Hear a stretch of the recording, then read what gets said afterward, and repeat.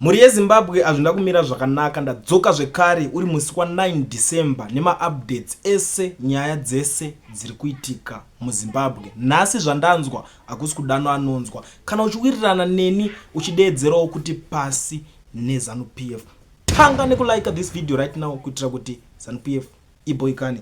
Nhasi ndauya nema updates. Zvinhu zvaitwa advocate Nelson Chamisa nhasi hazvina kundifadza, but nhasi rekedza ndimbotanga nezvaitika kuna President Emerson Mnangagwa. Vanga vachikomishena zvavanosingoita mazuva ese zvezvo zvongokomishena zvinhu zvese zvese. So panapa vabva vabuda vakutaura mashoko ekuti I'm honored to commission Varum Beverages Phase 6 and 7 production lines and lay the foundation for their new snacks project. Their growth creates jobs, empowers youth and women, and supports local production, aligning with our vision to leave no one and no place behind. Ndo patangira nyaya yacho, ndo patangira musindo. So vanhu vabva vatanga kutopopota patanga pavangotaura mashoko iwayo chete. Zvandasangana nazvo ndikuona kutanga rubuda kuti other president are getting large industrial area car factories, innovative centers. Recently, Henken opened a 5 billion factory in South Africa. President wasn't there to take useless credit.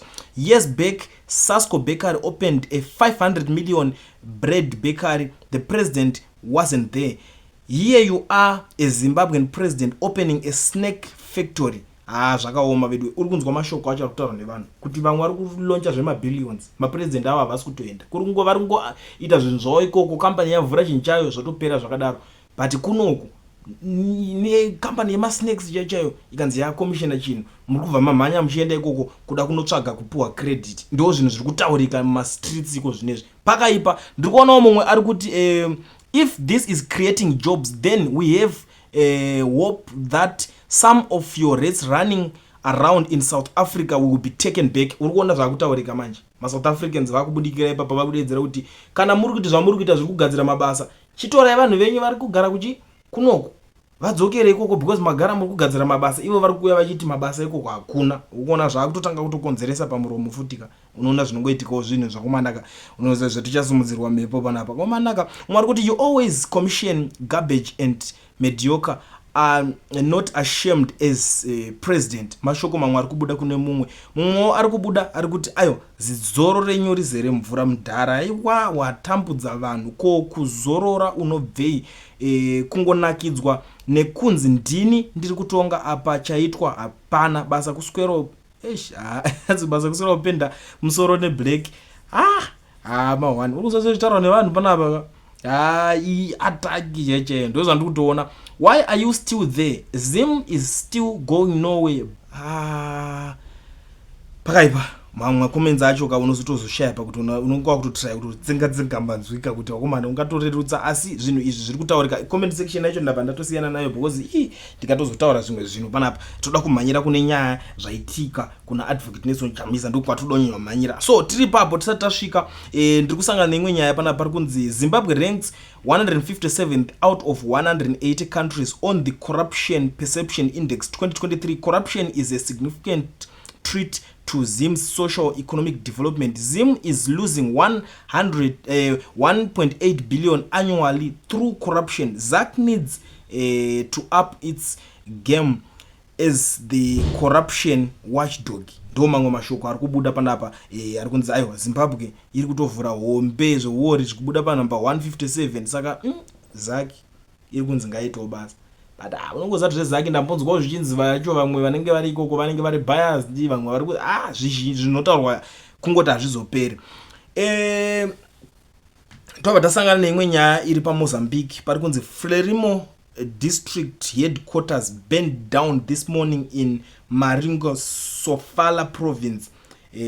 Preliminary reports indicate 4 deaths including from security forces. Will update more on this. Ndo mashoko ari kubuda. Mozambique haisati yapera nyaya yekumozambique, vachiri kutopisa zvinhu. Ndo nyaya iri kutoitika iko zvinezvi. Handisi kuzivawo kuti imimi makasanganawo nenyaya dzakadai kana kuti pamuri kunzwawo izvi muri kufilawo sei kwamuri ikoko. Tobva tasvika pane nyaya zvaitwa zvaitwa advocate Nelson Chamisa muzuva ranhasi kuZimbabwe. Panapa pari kunzi the country's most popular politician and former Triple C leader Nelson Chamisa has been summoned to appear before the Justice Mafios Cheddar Lead Commission of Inquiry into the state of the Harare City Council. The mission wants Chamisa to provide insights into the council's operations during his tenure. ZANU-PF established the commission to probe allegations of mismanagement and chaos within the Harare City Council, which has been scrutinized for its administrative challenges. Once at the helm of the party that led council, Chamisa is expected to shed light on governance issues, although he stepped aside from Triple C leadership prior to the recent upheavals. Observers note that the current turmoil in the council has been largely attributed to Sengezo Chabangu's controversial role in reshaping the council's leadership. Chabangu, who is accused of appointing councillors outside the party's official processes, has drawn criticism for contributing to instability. Critics argue that these developments occurred after Chamisa had distanced himself from active council leadership, exonerating from the direct involvement in the alleged mismanagement. Ndonyaya iripo mamirire ayo hama dzadiwa ndo zviri kuitika kuZimbabwe. Zvinosiririsa kuti zvinhu pazvinenge zvakadhakwa, pari kunzi zvinhu zvadhakwa vanomhanya kudedza Chamisa. Council yotudze nyaya dzacho dzakamira sei pongoripo iwo pakadaidai, but panonzi alright ndiye awina macancels machinchichi zvimwe zvese machinchi ma-MP party yake izvo zviri kufamba mushe panobva papfekerwa Chabangu ndiye anenge amuridzi weparty. But I don't know why iziti vasiri kumhanya kunodedza Chabangu, vari kuda kungoti iye ngawe atudze iye. Ndo pandiri kutaura kuti zvimwe zvinhu zviri kuitika hama dzadiwa ka hazvichavaraidze, hazvitomborina kumira mushe. It's not fair. Handione kunge zvinomeka sense kuti monzi mimi munonzi munhu ngaachidedzwa nekuti ndiye akambenge ari mukuru wepati iwe. Asi kune vamwe vanozviti vakuru, I don't know se vasiri kudedzwa. Ameno munoona se nyaya yo munozondudzo pari kupisa apa. Mahwani waya.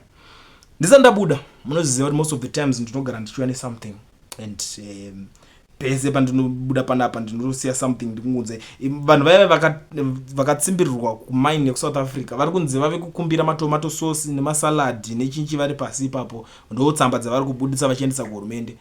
I don't know, inozvati South Africa inotori African movie chayo, it's a joke sometimes vanoita. Amene kuti ndo democracy dzacho here kana kuti ndo chi dzitsamba zvavo zvavanga vachinyora nyora. Ngatisangane mucomment section mangu muchindiudzawo kuti nyaya dziri pano idzama dzadiwa muri kudzionawo sei, pamanzwawo nyaya idzi dziri kusvikawo sei kwamuri ikoko. Tell me what you think in the comment section.